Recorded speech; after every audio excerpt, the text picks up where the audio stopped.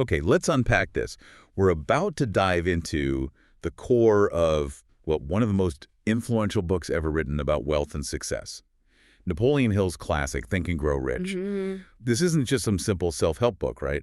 It's the result of an astounding, decades-long research project. It truly is a singular work. The foundation of this philosophy took 25 years to build. Hill wasn't just, theorizing about success. He was personally commissioned by Andrew Carnegie after Carnegie had essentially achieved everything, made his hundreds of millions, built his empire. Wow. A 20-year assignment from the richest man in the world at the time. Basically telling Hill, go find out how we all did this, distill it, and make sure every person has access to the formula. That's pretty much it. Carnegie gave Hill just unparalleled access to the titans of industry. Henry Ford, John D. Rockefeller, Thomas Edison, hundreds more. Hill spent like 2 decades analyzing over 500 of the most successful figures of the industrial age to distill what he called the universal laws of success. So not just observation. No. This was a systematic extraction of principle. Really digging deep. Okay, so our mission today is to give you the ultimate shortcut. We are uncovering Andrew Carnegie's astounding secret formula of personal achievement, trying to understand its central clue and exploring maybe the 2 or 3 most powerful principles that actually convert that intangible desire into, well, material success. Yeah, and the book is famous because it never explicitly names the secret, right? Right. Hill wrote that the philosophy is deliberately woven throughout the text. He preferred that those who are truly ready will just pick it up themselves. It's kind of a challenge to the reader then. But he doesn't leave us completely lost.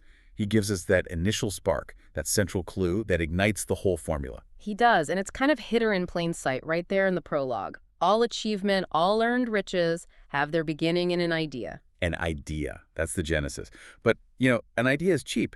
If the starting line is just an idea, how do you take that intangible thought, that whisper of a wish, and turn it into, I don't know, a tangible skyscraper or a massive bank account?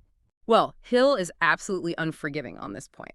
Riches do not respond to wishes or vague hopes. Okay. They respond only to a mental state where desire transcends wishing and becomes a burning obsession. A burning obsession. Yeah, and this obsession must be mixed with definiteness of purpose and persistence. It has to sort of consume you.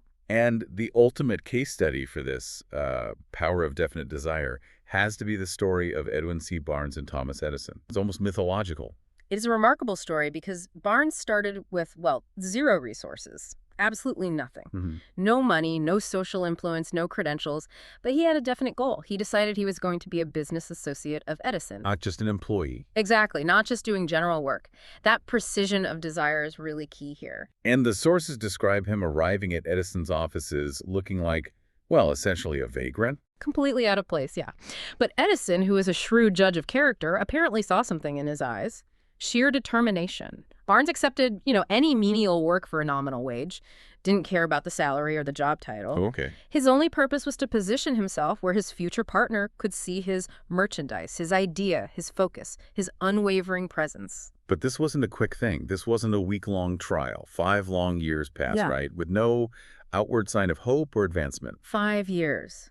Yet he held to the obsession. He kept repeating to himself, I came here to go into business with Edison, and I'll accomplish this end if it takes the remainder of my life. Wow. That's the difference, you see. Between a wish and a burning obsession, Barnes literally thought himself into a partnership. He waited for the opportune moment, sold Edison on an idea, and, secured a massive fortune. Started with nothing but that definite capacity to know what he wanted and the determination to stand by it. For you listening, that intense mental focus sounds, maybe draining. But Hill actually provides a blueprint, a series of 6 steps to formalize that desire. What are they?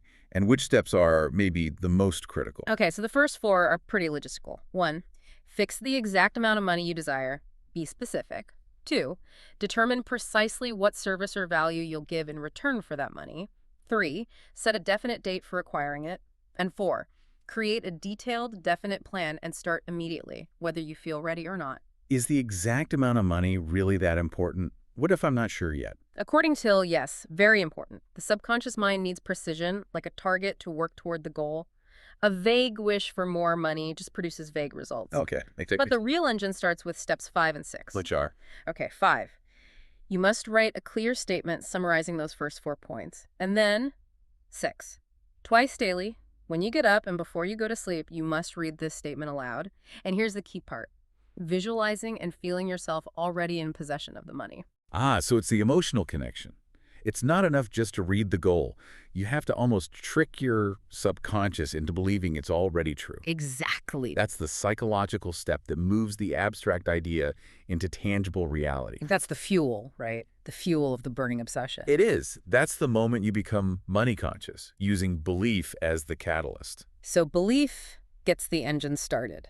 But what keeps it running when the inevitable challenges hit? Because they always do. That leads directly to the second major principle Hill emphasizes. He notes that the most common cause of failure is simple: quitting. Quitting when overtaken by temporary defeat. The famous story used to illustrate this is the 3 feet from gold anecdote involving R.U. Darby's uncle. Correct. Darby's uncle caught gold fever, right?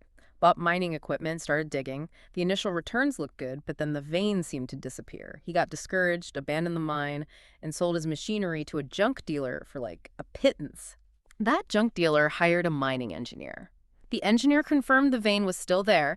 Darby's uncle had quit digging just 3 feet from gold. Wow. Talk about a missed opportunity that defines a lifetime of regret. But Darby learned the ultimate lesson from that failure, didn't he? What he called stickability. He did. He applied that lesson directly to his later career as a life insurance salesman. He realized his greatest successes often came right after prospects had said no, maybe no, and no again. He became a top salesman, eventually selling over $1 million annually. He internalized that temporary defeat should be a signal to build a new plan, sure, but never to abandon the ultimate purpose. We see that same unyielding force of will in another story you mentioned, the 50-cent lesson with Darby, where he witnessed the sheer power of persistence firsthand. That's a classic little story about sheer, definite determination overcoming physical superiority. It involved a small child approaching Darby's relative, a farmer, demanding 50 cents.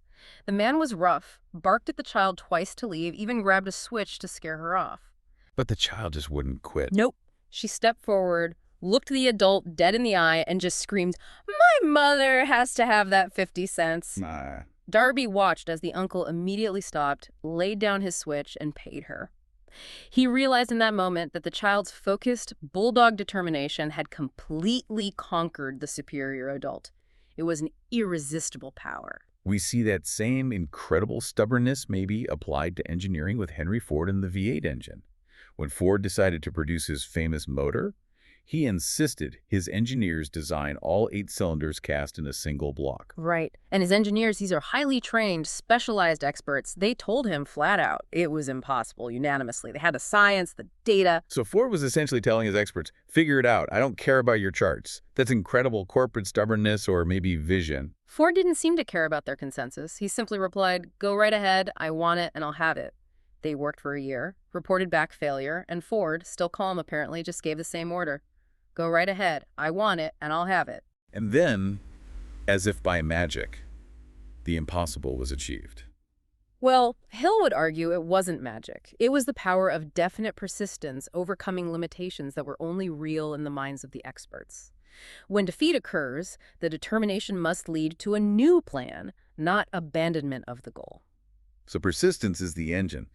But to build a great fortune, like a Carnegie or Ford-level fortune, you need leverage, right? Hill attributes this organization of power almost entirely to the mastermind principle. Precisely. Great fortunes require organized power, and power is acquired through organized, specialized knowledge, generally achieved through the mastermind.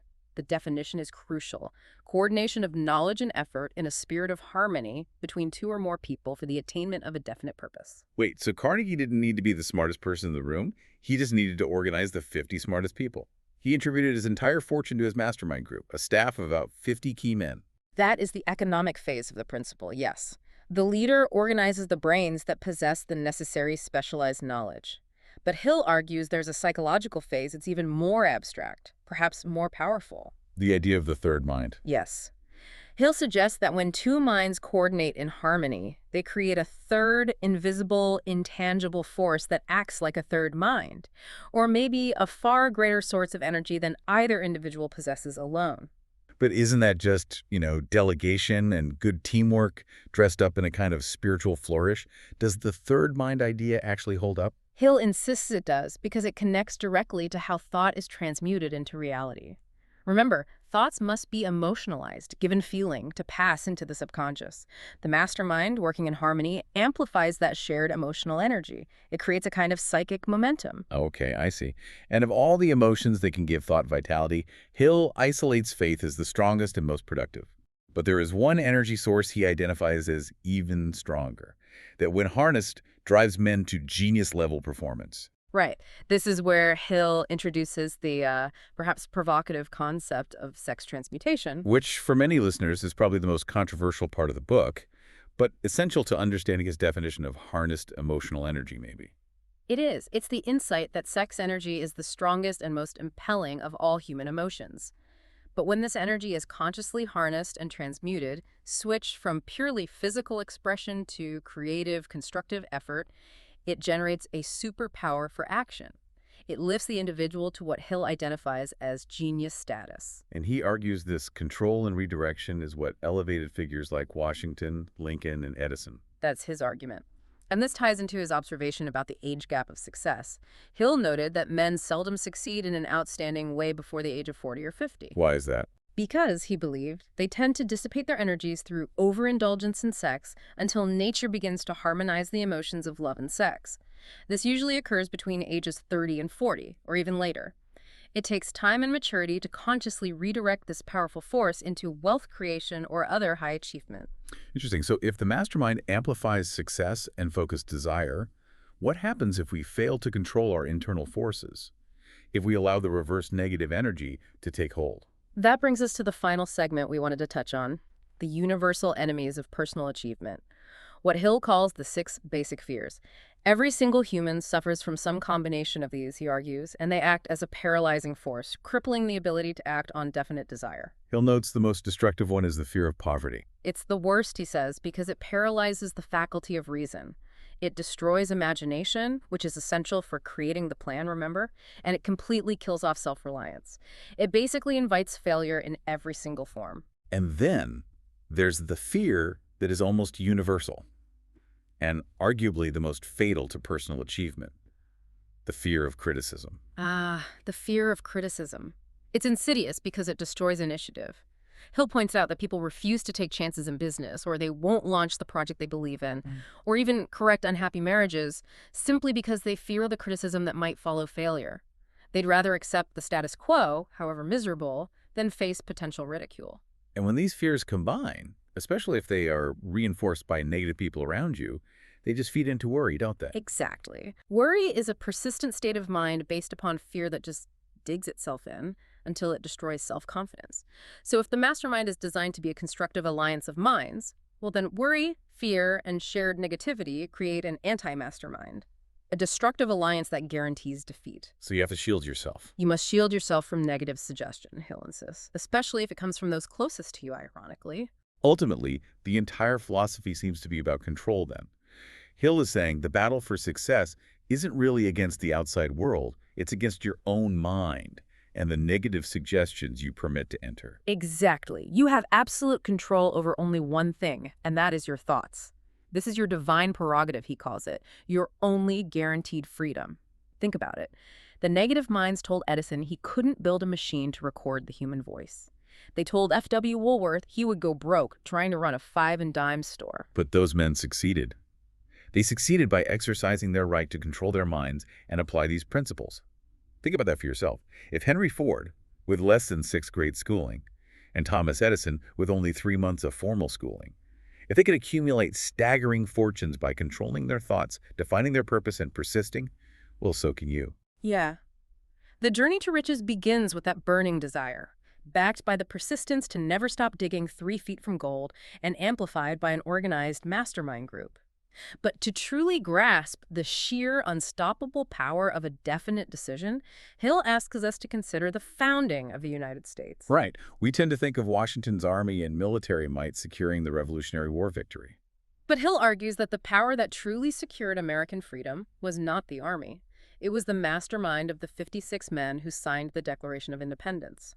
Their definite decision, backed by immense courage and faith that was the irresistible power that ensured victory long before any soldier fired a shot. They put their lives on the line based on a definite idea. Their decision shaped the fate of a continent.